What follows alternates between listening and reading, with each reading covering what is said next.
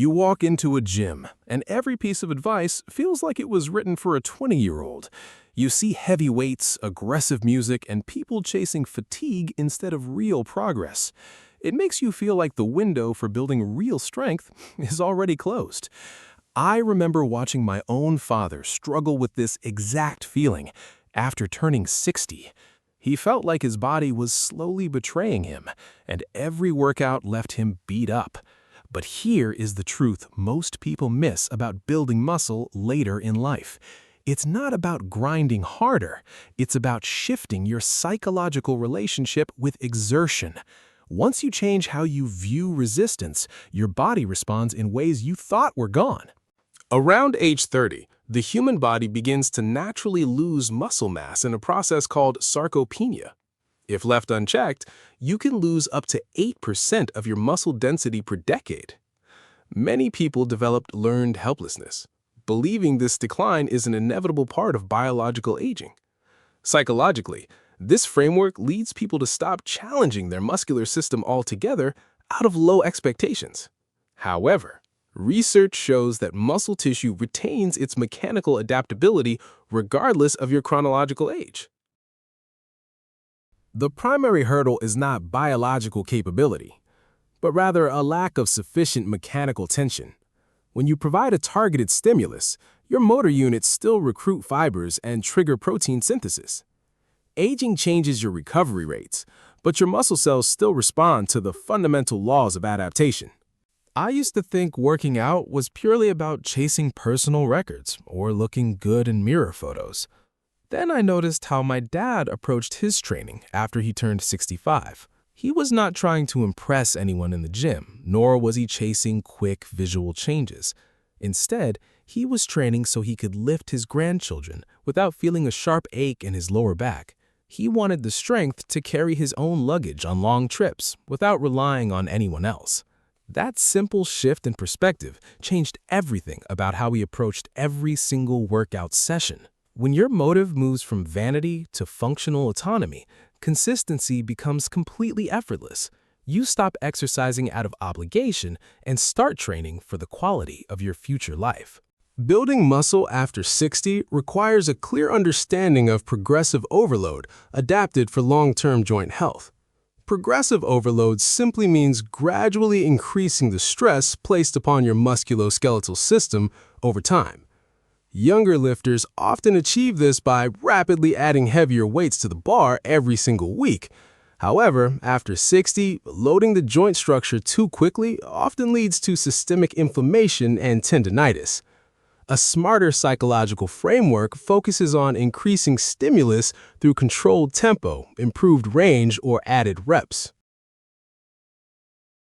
You can achieve overload by slowing down the eccentric phase of a lift to maximize muscle fiber recruitment. This approach provides maximum mechanical tension to the target muscle, while minimizing peak impact on your joints. Consistency comes from tracking small, micro-progressions, rather than risking injury for ego-driven weight jumps. The biggest barrier to training late in life isn't physical weakness. It's the voice in your head telling you that you're fragile. Psychologists call this kinesiophobia, an excessive, irrational fear of physical movement and re-injury. I've seen so many people over 60 move with hesitation, gripping handrails tightly and avoiding basic lifts because they expect pain. They treat their bodies like antique glass that might shatter at any second. But avoidance creates a dangerous feedback loop where muscles weaken further and joint stability rapidly degrades. The moment my dad started trusting proper movement patterns again, his confidence completely transformed. Strength doesn't come from avoiding stress. It comes from leaning into safe, controlled tension. When you replace fear with proper technique, your body remembers what it was built to do. As the body ages, it experiences a physiological phenomenon known as anabolic resistance. This means your body becomes less efficient at converting dietary protein into new muscle tissue. A younger person can trigger muscle protein synthesis with a relatively small dose of protein. After 60, your muscle cells require a higher concentration of leucine and essential amino acids to trigger that same build response. Psychologically, this means your dietary habits must shift from casual eating to structured, intentional nutrition.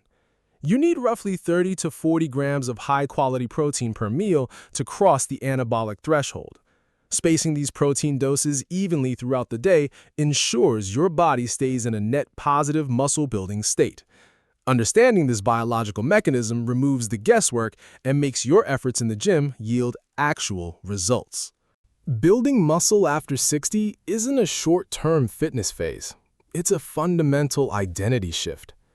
It is deciding that you refuse to let your physical capacity shrink quietly as the years go by.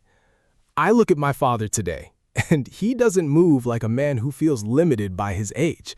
He moves with purpose, strength, and an effortless sense of confidence that spills into every area of his life. He didn't unlock that vitality by chasing extreme workouts or trying to out-train young kids in the gym. He unlocked it by respecting his body, understanding the science, and staying remarkably consistent. When you master the psychology behind muscle growth, aging stops feeling like a steady decline. It becomes a deliberate process of building a resilient body that supports you for decades to come. You can watch the rest of this ongoing series right now over on our channel. Click the next video on your screen to keep exploring.